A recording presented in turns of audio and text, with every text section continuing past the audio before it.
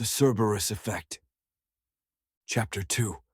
Before I can object, Ruby quickly cuffs my wrists and pulls me outside violently. Her once friendly eyes are now dark with anger, as if I had somehow betrayed her. The fact that she even has handcuffs on her shows how distrusting she is, but I suppose I can't blame her. The world has seemingly gone to hell. The others all stop what they're doing and gape at us. I almost want to laugh at their dumbfounded faces, but I fear that will only make my current predicament worse. "Que pasa, Ruby?" "What the hell did he do?" Marco says. "Heck," Wesley corrects him. Marco glowers at him with squinted eyes. "Both of you shut up," Ruby says, before Marco can respond. "There is no time to explain, and there is certainly no time for you two to continue your endless bickering. Let's finish loading the truck. The fangs are almost here." As if on cue, I hear a fang howl in the not-so-far distance, and it sends an immediate shiver down my spine. I reckon Ruby is right. "Let's get on with it," Red says. "Load up the hyperbaric chamber." "I'm going to get the weapons out of the plane," Ruby orders, and walks past me, avoiding my eyes. I guess the bright side is that I don't have to help load the chamber, but my wrists are already killing me in these cuffs. Yoshi starts barking towards the east. I use my hands to block the glare of the sun, and I can now see a stampede of fangs heading our way. "Guys, we need to go. Like now," I say. They are securing the chamber in the bed of the truck. Not one of them looks at me or acknowledges me. I can't imagine what they think I did, but they seem to trust Ruby enough to know it must be something terrible, even if I can't remember it. Ruby comes back out of the crashed aircraft with a large, dark green duffel bag in each hand. I can see long veins streaming down her muscular arms like rivers on a map. Marco jumps down from the bed of the truck. A wet spot is forming on the top of his navy blue shirt near his neck, and his face and forehead are dripping sweat. He helps her stuff the bags in the small crevasse in between the chamber and the bed walls. Ruby grabs my arm and pulls me towards the truck. "Looks like we have more company," Wesley says. He's looking through a pair of binoculars. "Cubans coming from the south." Marco rips the binoculars out of Wesley's hand and looks through. He's right. "Vamonos. Everyone in the truck. Now!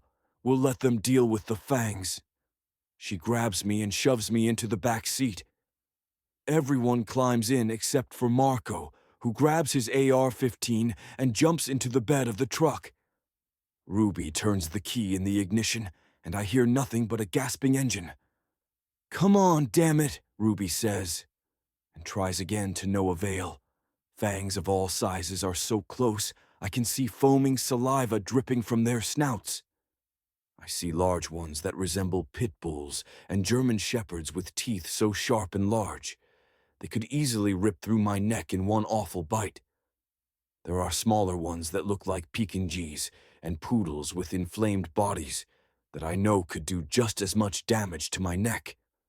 Marco opens fire and takes out an entire line, but there are countless more rows behind.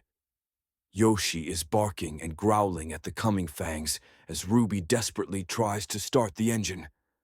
Red fires a Glock pistol outside of the window, and even Wesley aims one too, although he hasn't fired a single shot. "What are you waiting for?" I yell. "Take a damn shot." I feel helpless without the firearm that Ruby confiscated from me. Finally catching, the loud roar of the engine brings a tiny sense of relief to my bones. I can feel the tires spinning wildly and flinging up dirt.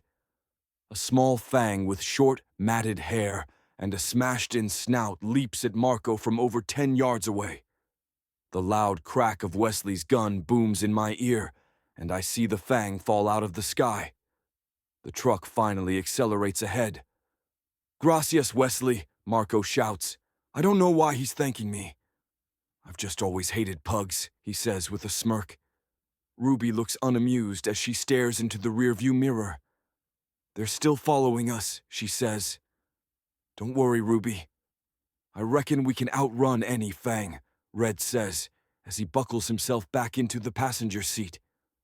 No, I mean the Cubans. I look behind. 3 large black SUVs are gaining on us. The rest of the Fangs are either quickly run over or simply can't keep up. Ruby accelerates, but the road is bumpy and uneven. Marco fires unsteady shots that don't even come close to the oncoming vehicles. There's a familiar beep of a CB radio, followed by static. Then, the static noise is gone. "Reynolds, do you read me?" Ruby says into the mic. "We have company. 3 Cuban trucks are following us." "And a helicopter," I say.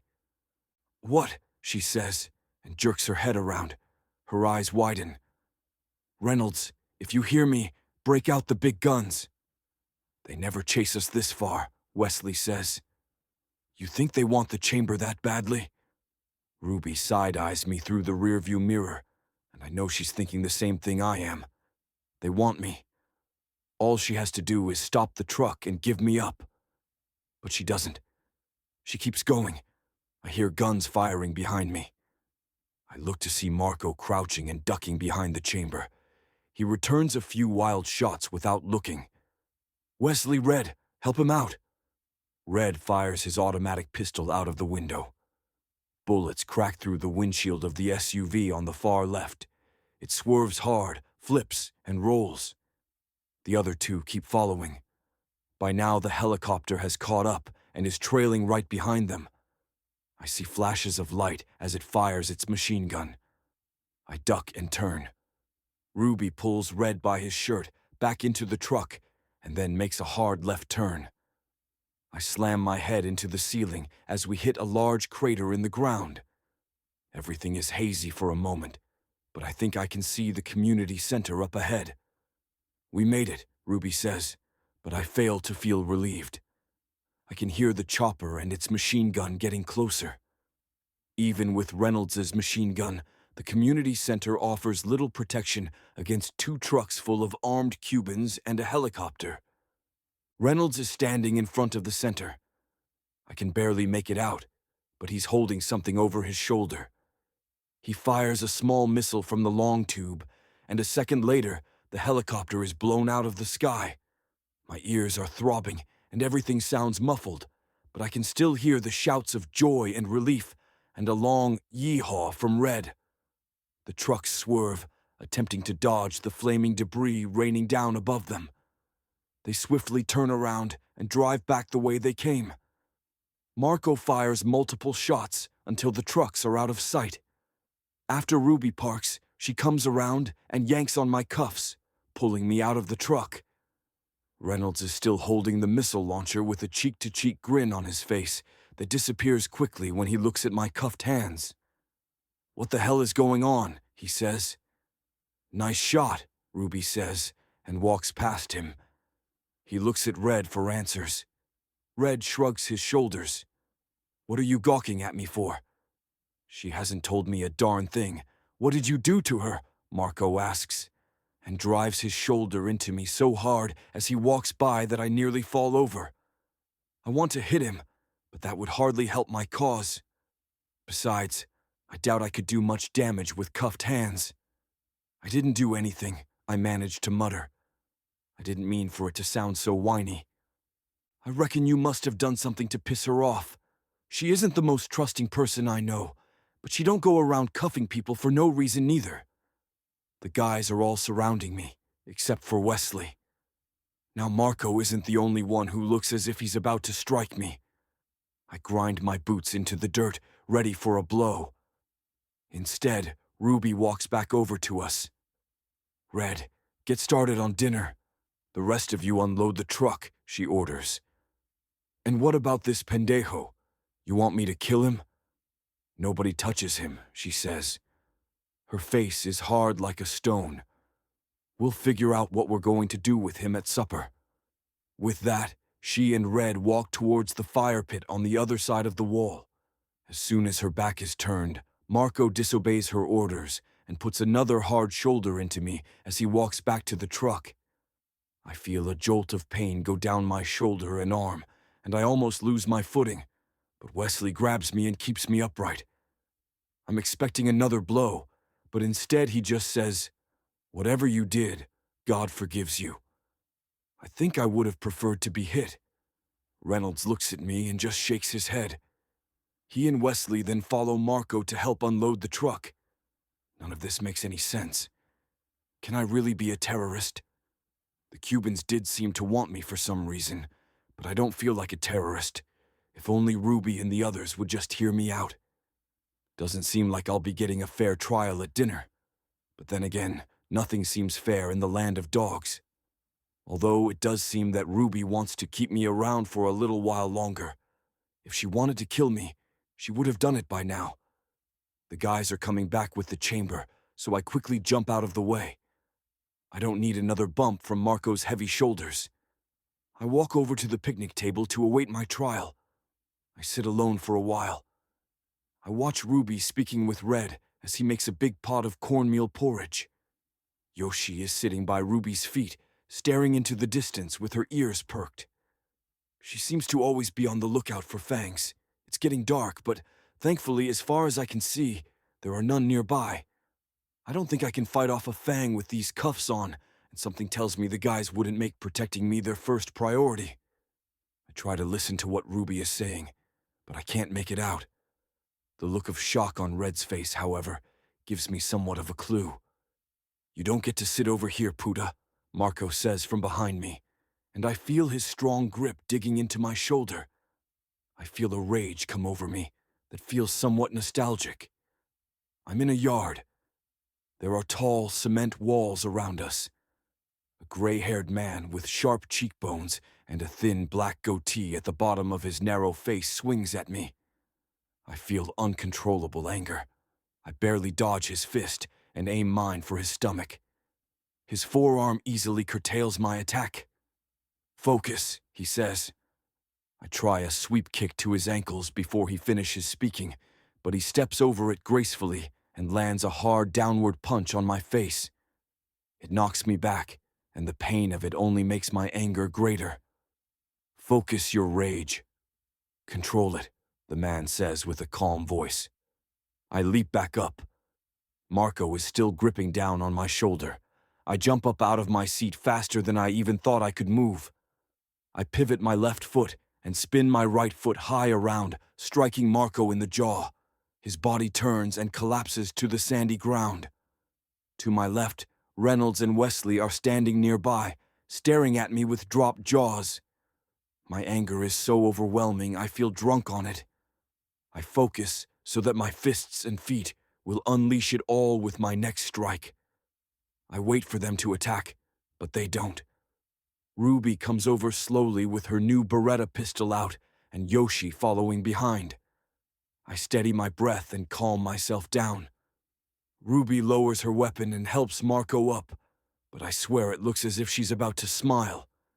Instead, she looks at me and points me to the wall with her gun. I comply. I'm in enough trouble as it is, and besides, Yoshi is snarling at me. I sit on the ground with my back against the wall, about 10 yards away from the picnic table. After everyone sits down to dinner, Red brings over a tray full of bowls. He gives me the smallest one, of course, and then brings the rest to the table. He also puts a bowl on the ground for Yoshi, who quickly wolfs it down and then sits in front of me staring and snarling. "Fine, I didn't want it anyway," I say, and slide the bowl towards the fluffy mastiff. It ends up spilling on its side before it reaches her, but she doesn't seem to mind. She laps all the porridge up, and then resumes staring at me and showing me her monstrous teeth, as if I didn't know they were there. So much for appeasement, I think. "So what are we going to do with him?" Marco says while taking a break from his meal to rub his jaw. "I don't know," Ruby says. "What's going on?" "What did he do?" Reynolds says. "Did he hurt you or something?" "No," she says, as if she's offended. "A transmission came in at the airship. It warned that they were carrying an extremely dangerous terrorist on board, in the chamber." "I knew it," Marco says, standing up. "A brute can't move the way he does." He's been lying this whole time, and a terrorist can, Reynolds wonders aloud. If he works for Big Al, he can, or the Immortals, Wesley says. I think the engine is running, but nobody's driving, Red says with a spoonful of porridge still in his mouth. He swallows hard. I mean, a U.S. airship with an immortal prisoner on board, flying towards Cuban territory. It doesn't make a lick of sense. I agree, Reynolds says. The Cubans and the Sultan are growing friendly as of late. They wouldn't risk killing an immortal and destroying any chance for a possible alliance. I've had enough of this. This is all so absurd. I try and get up, but Yoshi growls at me, and I quickly sit back down. Guys, listen to me, I plead. Everyone looks over at me except for Marco, who is staring inside his bowl and scooping up more cornmeal porridge. I don't work for Big Al. For God's sake, I don't even know who that is, and I'm certainly not immortal. I have to lower my voice because Yoshi is getting anxious, and she looks as if she might pounce on me. Even if I was working for these people, I don't anymore. Why would I tell you I was in that chamber if I thought I was a prisoner? And why did I wake up dressed like a soldier? The only response I get is the faraway chirps and wing snaps of cicada swarms. The sunlight finally fades below the tree line, and darkness covers the flat land. The only exception being the campsite, which is illuminated by the ring of torches that Wesley had lit. I can't help but wonder if there are fangs prowling about. I shudder at the thought. At the moment, protecting ourselves from a fang raid seems much more important to me than figuring out who the hell I am. We want to believe you, Bud. But how can we? Reynolds asks. Nightshade, Marco says almost inaudibly and pushes his bowl away. He stares at me as if I have a secret, and he knows it. What? Ruby says. He's one of them. I'm sure of it. It's a secret organization in the U.S. of highly trained assassins and spies. They're kept so secret, the United States government denies they even exist. They specialize in deceit. They were behind the coup in Mexico City that allowed the states to annex Mexico, and a string of assassinations all over the Middle East that unintentionally helped the caliphate. If they're so dang great, and if the Brute is one of them, how in tarnation did he manage to get captured by the likes of us? Red scoffs. He didn't. That's how the Nightshade works. The whole entire thing is a ploy. The airship, the transmission, the Brute with no memory, even the hyperbaric chamber. It was all an elaborate trick to get to us, to find out who we are and how strong we are. If that's true, they sure are going to be disappointed. Seems like a whole lot of effort for jack shit, Red says. Maybe, but that's how they operate. They go to extreme lengths even for the smallest bit of information about their enemies. Oh, come on. This is ridiculous. Surely you guys don't believe this. Do I look like an assassin to you? I really don't remember anything, I plead. That proves nothing. They would wipe your memory to make your character fully authentic. A man who doesn't know he's lying believes he is truthful, and a man who doesn't know he is a highly trained assassin believes he poses no threat. You mean to tell me I'm working for a secret organization and I don't even know it? You wouldn't be the only one. There are probably thousands of operatives out there waiting to be activated or extracted. Ruby, he is a ticking time bomb. Either he will kill us all, or the Cubans will come back for him and kill us all. We need to kill him now, he says, and stands up. Ruby looks at me with inquisitive eyes. Either way, the Cubans will be back, she says softly. We need to be ready when they get here. Marco looks as if he's about to object, but Reynolds beats him to it. We need to head to the north. There are too many fangs, she counters, almost desperately. Ruby. There's a rustling noise in the darkness. Everyone is quiet. Yoshi's ears are perked up, and she is staring out into the blackness. She's growling a bit. She barks and darts towards the noise. Everyone gets up, grabs their guns, and follows her, except for me. I get up and watch from a distance. I'm no use without a gun, and my hand's still bound. "What is it, girl?" I hear Ruby say. Suddenly, I feel a gloved hand cover my mouth from behind and a cold, metal barrel pressing against the temple of my forehead. Whoever is holding that gun slowly pulls me backwards, out of the glow of the flames and into the darkness.